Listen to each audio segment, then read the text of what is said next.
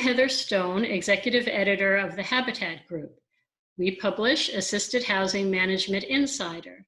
And today, I'm here with Deborah Van Amerongen, Strategic Policy Advisor with Nixon Peabody. And today we're talking about handling tenant layoffs during the COVID crisis. We recently surveyed our subscribers, and one of the questions we got was, more and more tenants are being laid off from work or furloughed. Do you have any advice for performing interim recertifications? What else can or should we be doing to help these tenants? Again, welcome, Deborah. Thank you for being with us. Thank you, Heather, and hello to everyone listening and watching. I hope you're managing through these times as best as you can. This question obviously is coming up all over the country, and fortunately, HUD has issued guidance, and it covers 3 categories of tenants, and then I'll talk about unassisted tenants sort of at the end of my remarks. So for anybody who has a project-based Section 8 contract, or if a tenant has a tenant-based voucher or is on a project-based voucher contract, or tenants in public housing, they all have a right to do an interim recertification if there has been a decrease in their income. They have to talk to you as the owner-manager about it, and the ideal would be that they're able to provide documentation to you of their loss of income. What I would say is HUD has been putting out frequently asked questions, both for multifamily and for public housing, and they have continued to evolve. The multifamily ones were literally just updated this morning on April 2nd. And the guidance that they're offering about interim recertifications has continued to evolve as well. And they started with saying, you know, here's what our written guidance is. There always has been a process for doing interim recertifications. This is not new. And they're pointing you to the existing guidance, which in the case of HUD is in HUD Handbook 4350.3, Chapter 7, if you need to look it up. Yeah, okay, thank you. And that guidance talks about it, but you know, in those circumstances, it's thought of that the tenant would come into your management office and hand off paperwork to you.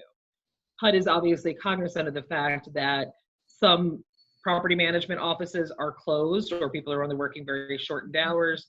Residents either may be ill or may be hesitant to come into a management office because of concerns. We're not supposed to be interacting with people in close quarters, that sort of thing.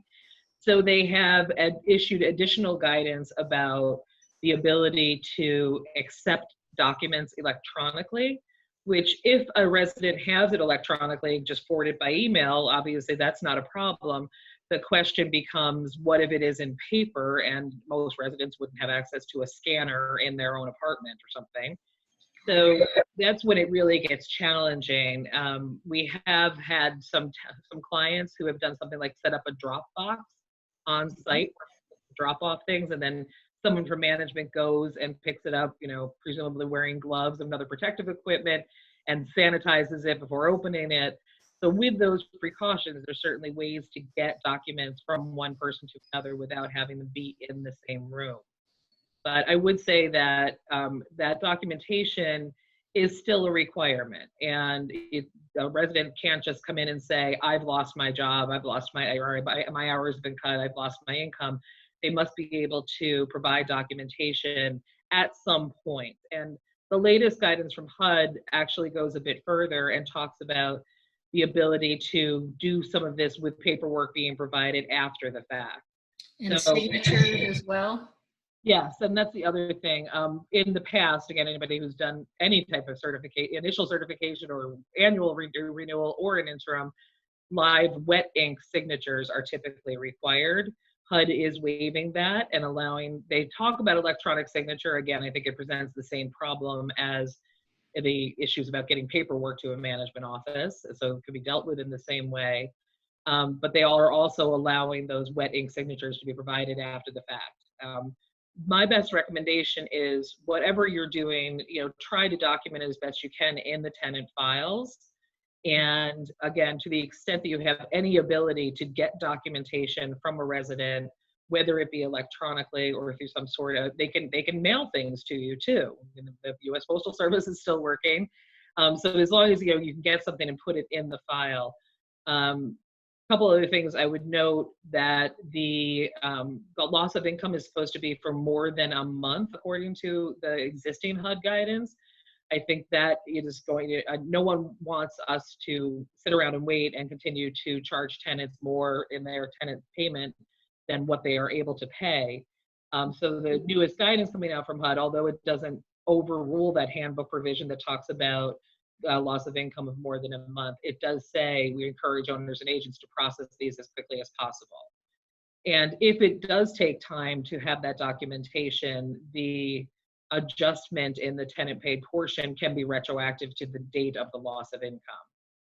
So I do encourage people, there's literally probably, over 2 pages of guidance on the issue of annual recertifications and interim recertifications on the HUD FAQs. So if you go to the HUD website, www.hud.gov, there is a COVID-19 banner at the top of the page. You really can't miss it. If you click on that and then scroll down, you will see there's a bunch of FAQs that have been put out by all of the different program offices of HUD. But the multifamily one is there on that. You can link to it from there. And I do encourage you to look and again, it was just updated earlier today. I encourage you to look there and read through because they give very specific instructions. So I think that that's the best place to go for guidance. And that's all about project-based Section 8. For tenant-based vouchers or for public housing, it would obviously be the housing authority itself doing those interim recertifications, but you can certainly point tenants in that direction and try to work with them and understand that, again, HUD is encouraging owners to make accommodations. And if you have documentation, say you have a voucher tenant living in your building, you know that they've lost their job, but the housing authority is backed up in doing interim recertifications, you can certainly work with them and try to make adjustments and make some accommodations. No one wants to be undertaking evictions right now. In a lot of places in the country, you can't evict anyway. That's true here in New York. Yeah, here in New York for sure. And under the Stimulus Act that was passed, anybody who has, assistance under pretty much any federal program, including low-income housing tax credit properties, there's an eviction moratorium.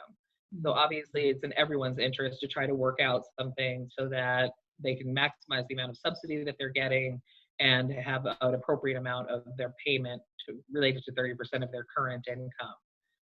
I think the unassisted residents who are in affordable housing are obviously, the tougher case and the one where it is much less clear what can be done or how owners are going to deal with it.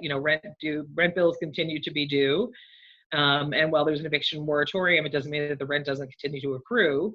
And same thing, there's mortgage foreclosure forbearance. I would note that the types of properties that are covered by the mortgage foreclosure forbearance provisions don't align exactly with the eviction moratorium properties. So for instance, we've just mentioned low-income housing tax credit. Those properties are not covered by the mortgage forbearance, mortgage foreclosure forbearance, unless they are connected with another federal program such as FHA or Fannie or Freddie, which a lot of LIHTC properties are. So hopefully there's a connection and they tie in there. But a standalone LIHTC deal that doesn't have another federal connection is actually not covered under that forbearance. So, but they are covered under the eviction moratorium.